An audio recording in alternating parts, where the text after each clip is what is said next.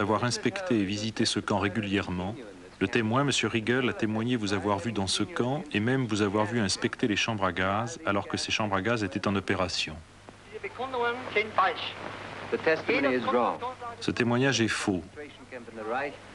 Chaque camp de concentration dont je ne sais absolument rien a été créé par Himmler. Puis c'est au tour de Julius Streicher d'être contre-interrogé.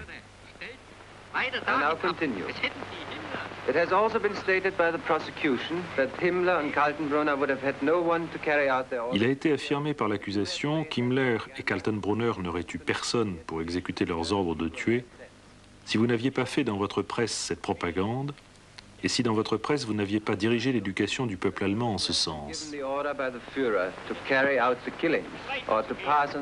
Je ne crois pas que ceux à qui Hitler avait donné l'ordre de perpétrer les massacres l'aient fait à cause de mes journaux. Le livre d'Hitler, Mein Kampf, existait, et c'est le contenu de ce livre qui a été la cause de tout. Puis c'est au tour d'Alfred Rosenberg d'être contre-interrogé. Votre ministère a-t-il obligé les gens à abandonner leur foyer, à partir en Allemagne et à travailler pour les Allemands? Il est vrai que la force fut utilisée, et il est indéniable que de terribles abus ont été commis. C'est enfin au tour de Göring d'être interrogé.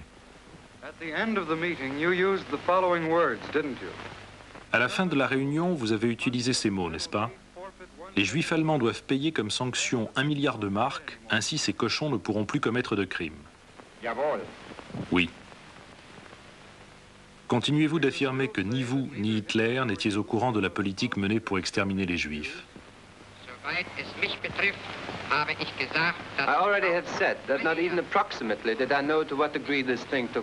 J'ai déjà dit que je ne savais même pas approximativement à quel degré cela s'était passé. Vous ne saviez pas à quel degré, mais vous saviez qu'il existait une politique qui tendait à l'extermination des Juifs.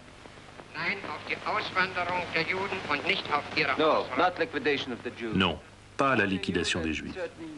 Je savais seulement que certains crimes avaient été commis. Après des mois d'interrogatoires et d'auditions, certains accusés firent des déclarations au tribunal. Ainsi Frank.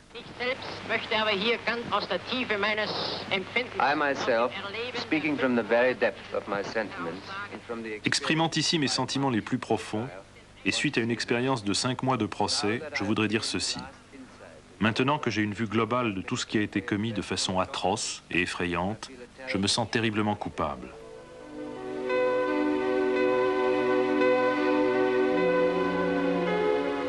À Varsovie, les Allemands surnommaient ces enfants les rats. Ils s'échappaient du ghetto pour trouver de quoi ravitailler leur famille. Embusqués à l'extérieur, le gouverneur Frank et ses invités jouaient à les abattre en sortant de table. Ils appelaient cela la chasse aux rats. Le maréchal Wilhelm Keitel s'adresse à son tour au tribunal. I was not able to prevent what should have been prevented. That is my guilt. J'ai entendu dire que je n'ai pas été capable d'éviter ce qui aurait dû être évité. Voilà de quoi je suis coupable. Nous ne pouvons qu'espérer, à la lueur des causes, des méthodes désastreuses et des terribles conséquences de cette guerre, que naîtra pour le peuple allemand le nouvel espoir d'un meilleur avenir dans la communauté des nations. Le dernier accusé à parler est Hans Fritsch. Vous tous qui nous accusez n'attendiez rien de bon d'Hitler et vous êtes effondrés par l'horreur de ce qui s'est passé vraiment. Mais alors essayez de comprendre l'indignation de ceux qui attendaient quelque chose de bon d'Hitler et qui furent trahis.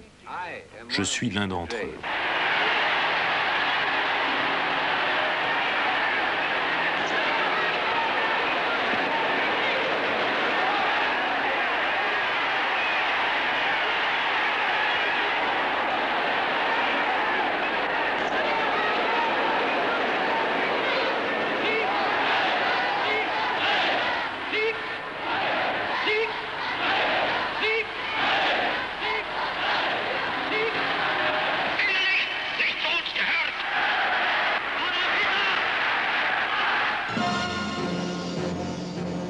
Au nom des États-Unis d'Amérique, le juge Jackson fait le résumé des débats. Selon le témoignage de chacun des accusés, ces hommes n'ont rien vu, n'ont rien dit, et rien n'a été dévoilé en leur présence. Si nous mettons bout à bout toutes les déclarations des accusés, il en ressort un portrait ridicule du gouvernement d'Hitler. Ce gouvernement était composé d'un homme, le numéro 2 du parti, qui n'a jamais rien suspecté du programme d'extermination des Juifs, bien qu'il ait signé de nombreux décrets antisémites. D'un numéro 3 qui n'était tout simplement qu'un Allemand moyen innocent, se bornant à transmettre les ordres d'Hitler sans jamais les lire, comme un facteur ou un coursier. D'un ministre des Affaires étrangères, ignorant des dossiers et très peu au courant des décisions de politique étrangère. D'un maréchal qui donnait des ordres aux forces armées, mais qui n'avait absolument aucune idée de leurs résultats en pratique. D'un chef de la sécurité qui s'imaginait que les fonctions de police de sa Gestapo et des SD se bornaient à diriger la circulation. D'un idéologue du parti qui n'avait aucune idée de la violence que sa philosophie pouvait engendrer en plein XXe siècle. D'un ministre de l'Intérieur qui ne savait même pas ce qui se passait dans son propre bureau, encore moins à l'intérieur de son propre ministère, et rien du tout à l'intérieur de l'Allemagne. D'un président de la Banque du Reich qui fut totalement ignorant de ce qui rentrait et sortait des coffres de sa banque.